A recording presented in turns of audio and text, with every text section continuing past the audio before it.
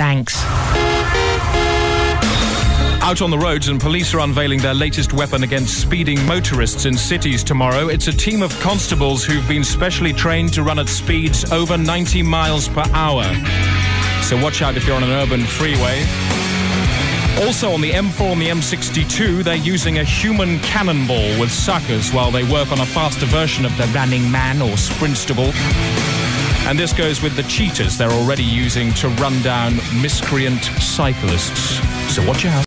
Call 1FM, South Shields are on the line in the form of Maureen Lambert. Hello. Hello, Peter. Now then, manners and crime. What do you say? There's definitely a connection. There's no denying. If we're talking about the crime element, you generally find it's generally just the young male offenders that lack manners. Most people in society have good manners. But it's young male offenders who don't. I don't think they do. You know, Peter, you have to have character to go along with good manners. What sort of things are we talking about? Well, let me give you an example. Please do. Now, for example, how many 20-year-old young men know how to make a proper introduction? I suppose as many as know how to tie a proper bowline. Excuse me? I suppose as many as there are 20-year-old old men in the world. Mm-hmm. What do you say?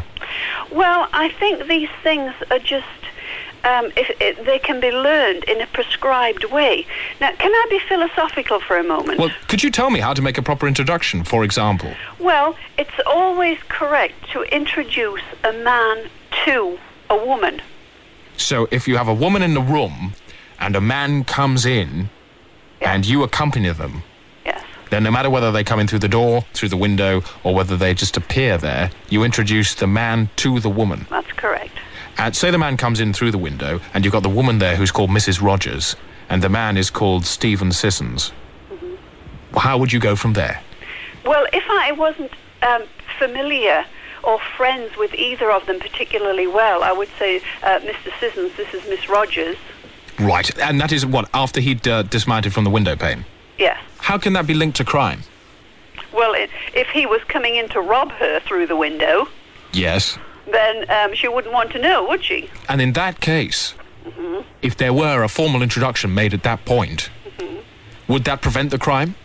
Yes.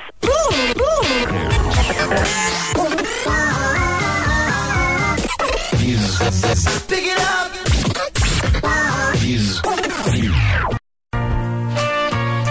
Claire Rayner still to come. If you want to take part yourself, 071 580 4468, speak to the duty office and give them hell about manners and crime. Enoch Powell said Christ wasn't crucified, he was stoned. He based it on an unknown or lost biblical source called Q. Now, if you don't know about Q, he was the guy who used to give Christ all the gimmicks. Christ would pop in and go, "What's this, Q?" That Christ? The fully working Lazarus robot. That was just number one in the Powell list of theories. It may be deemed controversial, but it is a perfectly acceptable theory. Golgotha means place of the skull. It also means out of your skull. I propose that Christ died of a crack overdose or some other ancient narcotic. It doesn't matter.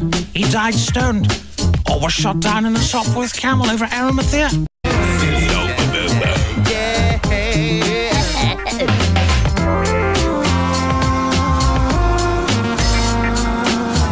Say that if the monarchy was not here, it is unthinkable it would not be here, because to get rid of it would be... An elephant without a trunk is unthinkable. But sometimes... It isn't an elephant. You say that it would not be a nation if it didn't have a monarch. It wouldn't be an elephant. So a country, the Britain without a monarch would not be nation. Would not be Britain. To understand the truth. When will we all learn so we can all use the wisdom for a greater meaning? There certainly isn't any proof that he died at all. I sincerely believe he's alive today and is probably called Jimmy Knapp, Michael Barry, Nick Ross, and Glenn Christian.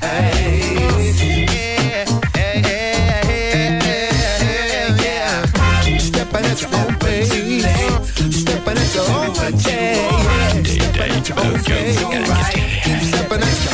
This is Omar. Keep stepping. next, Claire Rayner on manners and crime.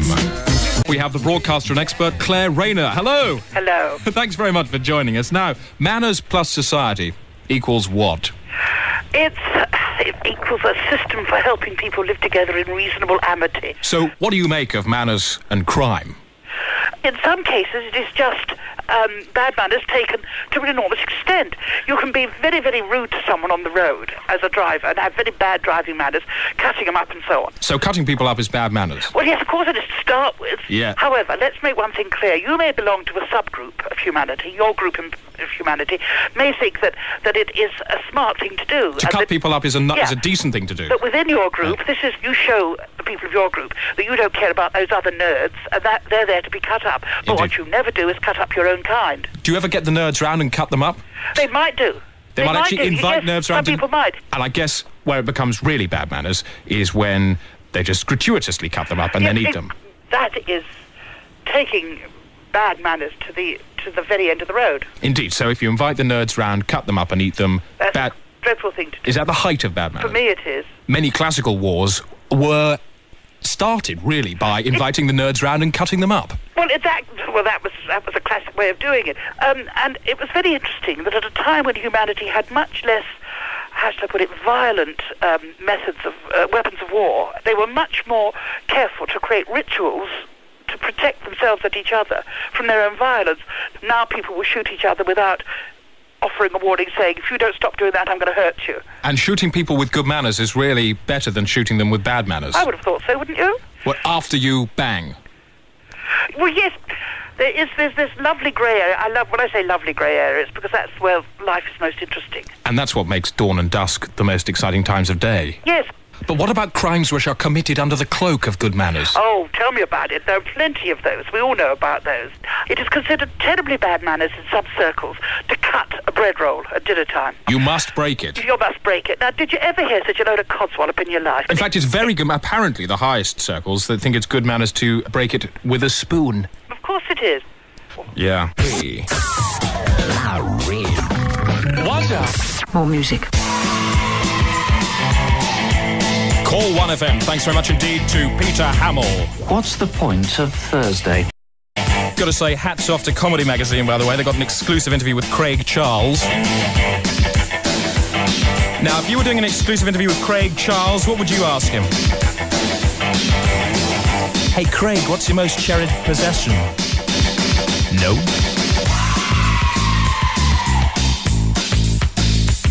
Craig, I take it you've never played pool before? Nope. Craig, do you see yourself as a poet, comedian, or actor? Nope.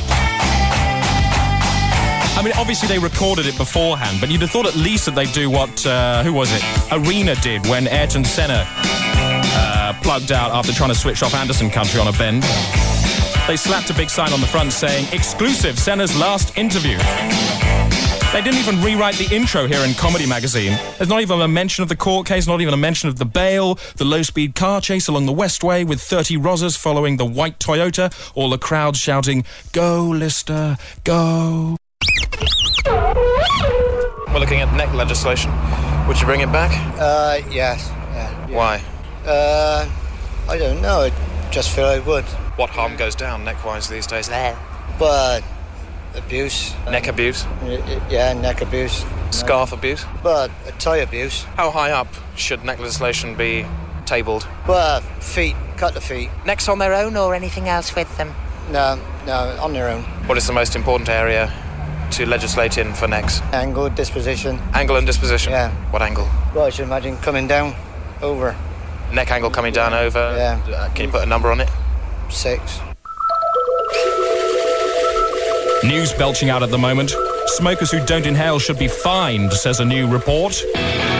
Not inhaling is a pathetic, unconvincing way of smoking, worthy only of prepubescent girls and beginners, say the Home Office. It's frankly embarrassing to see these weaksters pulling on a fag, holding the smoke in their mouth for a short while, then just blowing it out again. And there's to be a new campaign of posters featuring a wet-looking bloke being beaten up on the caption, "He didn't inhale the Jessie." Paul, where are you? Just off Baker Street. You just said to Ollie that Michael Fish is there. He's in the shop next door. He's not. He is, definitely. What kind of shop is it? It's one of those all-night type, everything you want, basically, places. How do you feel about tailing him? I can tail him for you, yeah. Yeah, do you think you can ask him a question? He's going to be coming out in a minute. All right, well, listen, you're in another shop at the moment, are you? No, I'm outside. There's two shops together. I'm outside one of them. Well, go into Fish's shop. Yeah? And if you get him, it's a bonus. Well, I can't get a good reception in there. I'll have to wait outside for him. Damn. I want him. All right. He ignored you. Paul. Yeah. He just ignored you. I just said Michael, and he carried on walking. It was him, though. I know him. He is one of the rudest men in broadcasting. What about getting into your shop? I can still do that. Okay, get in there. We'll talk to you in 2 minutes. What do you want to buy? Well, we haven't got long. Anything at all. The first thing that comes to hand, we'll really push for time. Okay? Yeah. All right. The rest of this composition is essentially a repeated refrain. Paul? Yeah? Okay, you're at the till? Yeah. Okay, when the man gives you the coins of change... Ask him for one which doesn't have bees flying out of it. Whoops, sorry, I just dropped something. Change. No bees flying out of the coin, please. And when he gives you one, insist on changing it because it's got bees in it. Oh, sorry, could you change that one for me? It's got bees flying out of it. I need to have that changed. Why have you got bees? Why has that got bees? Are there any people around you? Yeah. Well, turn round to them and say, do you people want bees? Do you want bees on yours? Do you want bees on yours? No. No? Yeah, bee solidarity. Get him to say, we don't want bees. Did you say we don't want bees? He doesn't want bees. So to ask the shopkeeper why the hell he's got bees coming out of all his coins. Why is there bees on the coin? He doesn't know. Well, just swap it and get his... swapped it. Well, swap it again. Say this one's got bees as well. I'm no longer in it. What do you mean you're no longer in it? I've lost it, man. I've lost the plot here. Okay, sing him a thank you. Thank you very much indeed. And now leave. I've got to get out of it. This weekend, showbiz news. Richard Branson is inviting a horde of showbiz stars round to his house this weekend to watch him have a heart attack. He will offer them Crest sandwiches and Moselle and then collapse at around 11:30 p.m. He'll be rushed to an emergency unit he's had installed in the Thomas Dolby wing and hopes to be receiving best wishes and visits during the afternoon. That is unless he dies, in which case there's a memorial service round at Elton John's next Tuesday. Get well cards can be sent to any Virgin megastore.